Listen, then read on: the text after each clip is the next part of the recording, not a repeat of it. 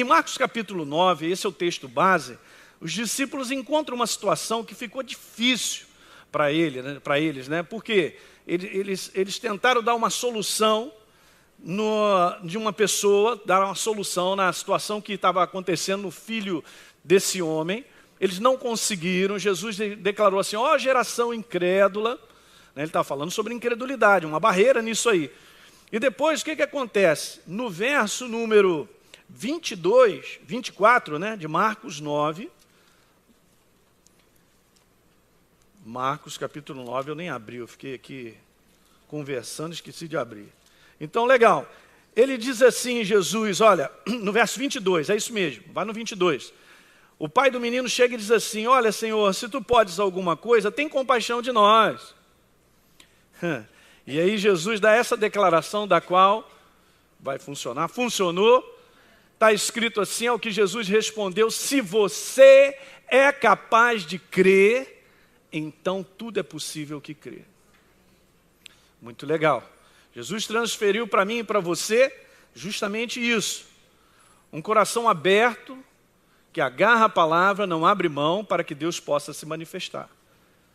E aí, então, eu quero ler o próximo verso, que é em cima desse verso, e de um outro que eu quero te mostrar, que eu comecei quinta-feira a falar. Então, no verso 24, imediatamente o pai do menino exclamou com lágrimas, dizendo assim: Senhor, eu creio. Mas aí ele dá uma outra declaração que pode ser um oposto, né? Pode ser um negócio estranho, uma declaração que não faz sentido.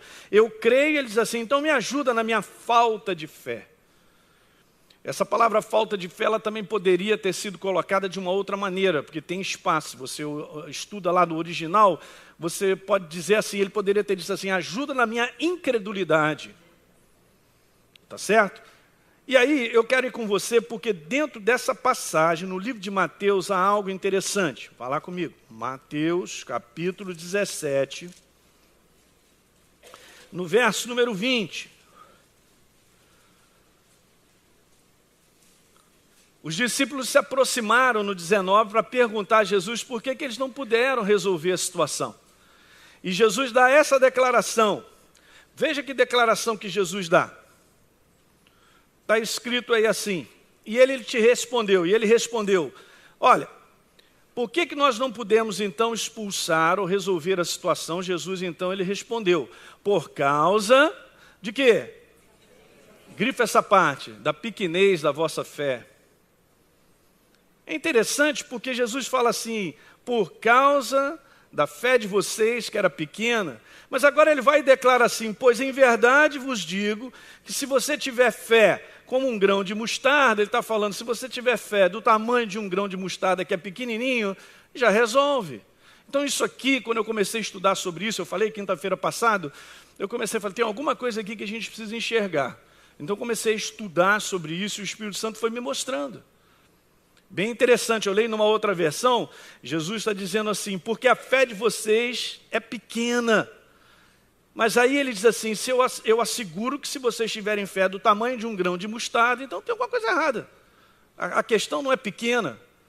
Entende? Está dizendo, a fé de vocês é pequena, mas se vocês tiverem fé do tamanho de um grão que é pequeno, então tem alguma coisa errada. E tem mesmo.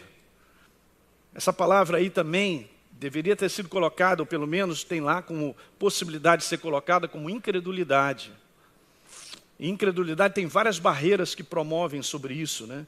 Então, a minha pergunta, e daqui eu comecei, eu vou tentar andar rápido para a gente continuar. A minha pergunta foi essa que eu fiz aqui no último encontro. Qual o tamanho da fé necessária para nós recebermos de Deus? Boa pergunta, porque foi essa que eu fiz. Qual é o tamanho da fé que eu preciso para receber de Deus? Será que eu preciso de uma fé grande? A gente sempre está com essa possibilidade, porque o inferno ele perturba demais. Eu disse aqui para vocês. Não é certo? Ele vem dizendo para você, não tem fé, você não tem a fé do pastor Paulo. Você precisa de muita fé para resolver isso. Então, se é para curar uma gripe, eu preciso de um tamanho X. Para curar câncer de, 10 vezes X. Como é que isso aí funciona? Então vamos deixar Jesus falar sobre isso. Eu quero mostrar só o que está no Novo Testamento, no contexto de evangelhos, hein? Depois a gente continua. Mas em Atos capítulo 14, foi uma das passagens que Deus me levou para começar então a conversar comigo sobre esse assunto. E me mostrar que é mais simples do que a gente imagina. E Deus é simples, você tem que guardar isso no teu coração. Deus sempre é simples. O homem é que é complicado.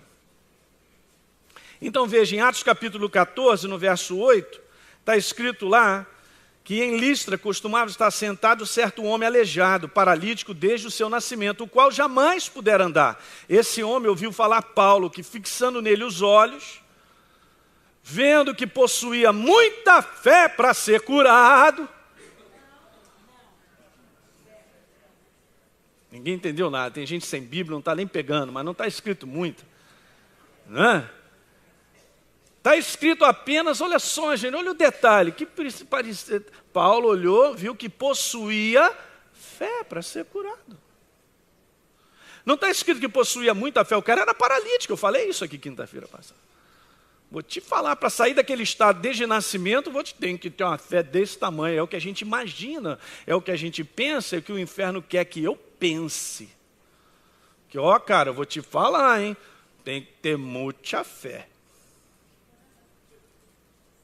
Aí está escrito que apenas Paulo identificou, após a mensagem que ele pronunciou da verdade, certamente dizendo lá que Jesus levou sobre si as nossas enfermidades, olhou para o cara e percebeu no espírito dele que ele tinha fé para ser curado.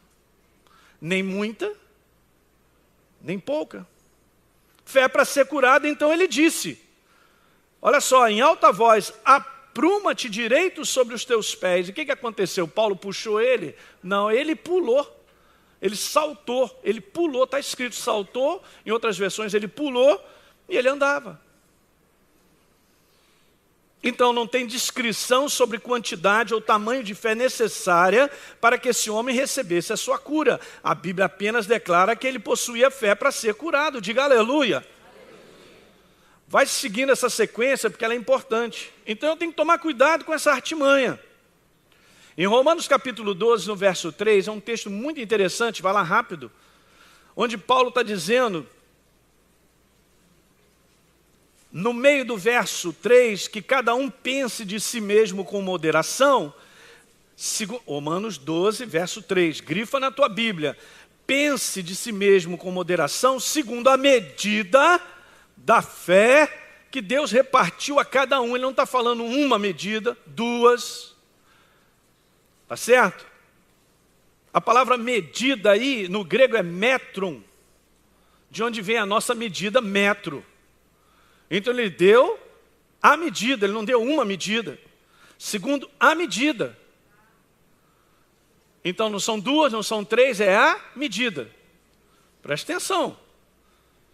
Então esse verso fala da medida da fé distribuída a cada um. Então eu coloquei isso aqui para vocês entenderem. Essa medida de fé, ela é completa em si, nem mais nem menos.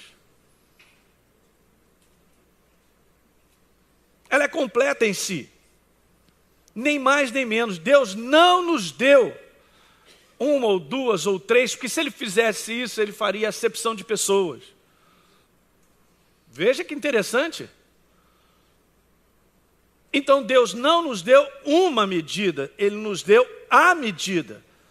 A medida da fé, e é isso que eu quero recordar com você que não teve aí, ainda bem que você viu aí, você veio, vai receber. Chama-se certeza.